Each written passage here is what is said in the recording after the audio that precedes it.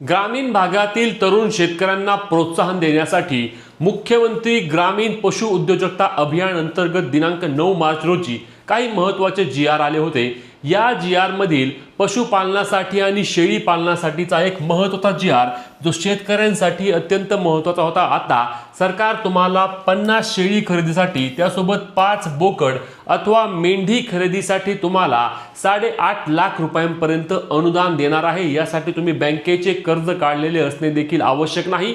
आता ही योजना नक्की कोणती आहे, या योजनेसाठी कागदपत्र कोणती लागणार, अर्ज प्रक्रिया काय असणार आहेत, सर्व सविस्तर माहिती, पात्रता काय, मी तुम्हाला आजच्या व्हिडिओमध्ये सांगणार आहोत। शेळी वाटप योजना अनुदान हे 8.5 लाख रुपये अनुदान, 5.5 लाख रुपये अनुदान, दोघांपैकी तुम्हाला किती मिळणार, जी.आर. काय सांगतो, अर्ज कसा करायचा, लगेच सविस्तर माहिती आपण आजच्या व्हिडिओमध्ये घेणार आहोत। त्यामुळे व्हिडिओ शेवटपर्यंत पाहायचा आहे।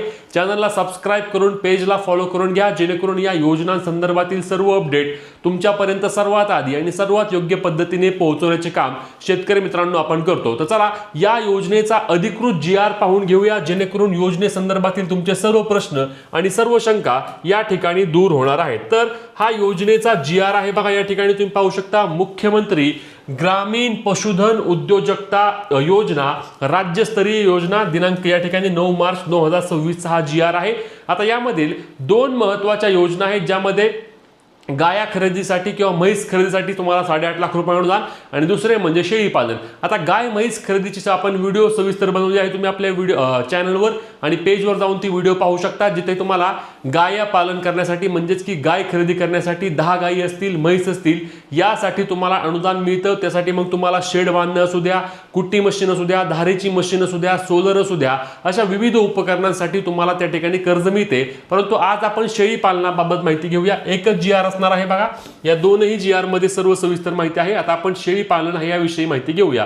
तर या ठिकाणी बघा, शेळी पालनाबाबतची शेळी पालन मेंढी पालन प्रकल्पाद्वारे उद्योजकता विकास अभियान। आता यामध्ये नक्की काय विषय आहे तर बघा, लाभाचे स्वरूप काय असणार आहे तर लाभाचे स्वरूप आहे तुम्हाला मिळणार 50 + 5 शेळ्या, मेंढी गट व 3 वर्षाचा विमा, शेड व साधारण सामुग्री देखील तुम्हाला मिळणार आहे।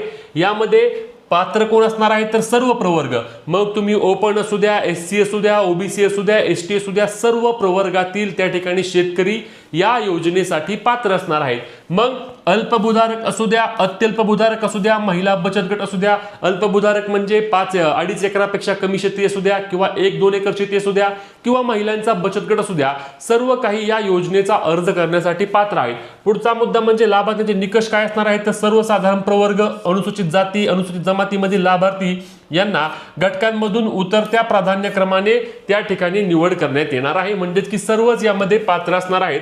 खाली आल्यानंतर अत्यल्पभूधारक म्हणजे काय तर 1 हेक्टर पर्यंत म्हणजेच 2.5 एकर, अल्पभूधारक म्हणजे 1 ते 2 हेक्टर म्हणजेच की 5 एकरांपर्यंत, वन हक्क धारक देखील पात्र असणार आहेत। त्यासोबत महिला बचत गट लाभार्थी देखील यामध्ये पात्र असणार आहेत।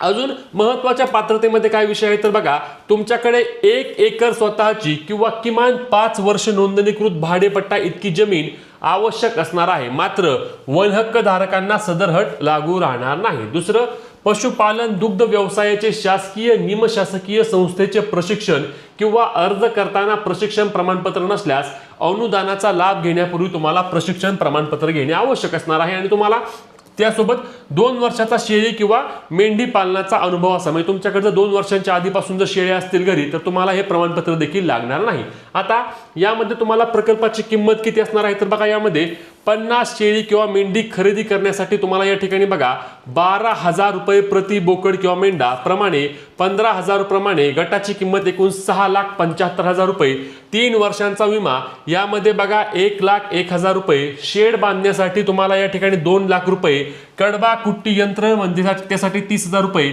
आणि सोलारसाठी 1,32,000 असे एकूण 11,38,000 रुपये खर्च दाखवता येतो, प्रकल्प खर्च असणार आहे।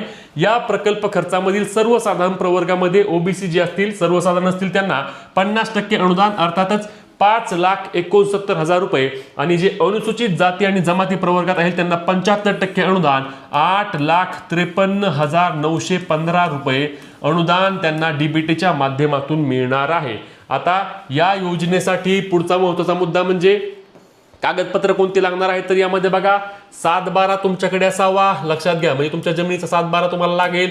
त्यासोबत तुमच्याकडे काय लागणार आहे तर पशुपालन व्यवसायाचे प्रमाणपत्र किंवा मग तुम्हाला अनुभव असल्यास तुमच्या ग्रामपंचायतीचे देखील चालणार आहे. दिव्यांग असल्यास तुम्हाला त्या ठिकाणी दिव्यांग दाखला, बचत गट असल्यास बचत गटाचे प्रमाणपत्र तुम्हाला त्या ठिकाणी द्यावे लागणार आहे. आता ही योजना आहे, या योजनेसाठी इतरही काही छोट्या फार अटी आहेत, परंतु मेन अटी आणि निकष तुम्हाला मी या ठिकाणी सर्व सांगितले आहेत. आणि या योजनेसाठी आता तुम्ही म्हणाल की अर्ज प्रक्रिया कधीपासून सुरू होईल, आम्ही या योजनेचा अर्ज कसा करायचा, हा एक मुद्दा महत्त्वाचा आहे. तर लक्षात घ्या, यासाठी नवीन पोर्टल तयार करण्याचं काम सुरू आहे. यासाठी ऑनलाईन पद्धतीनेच तुम्ही तुमचे अर्ज करू शकाल.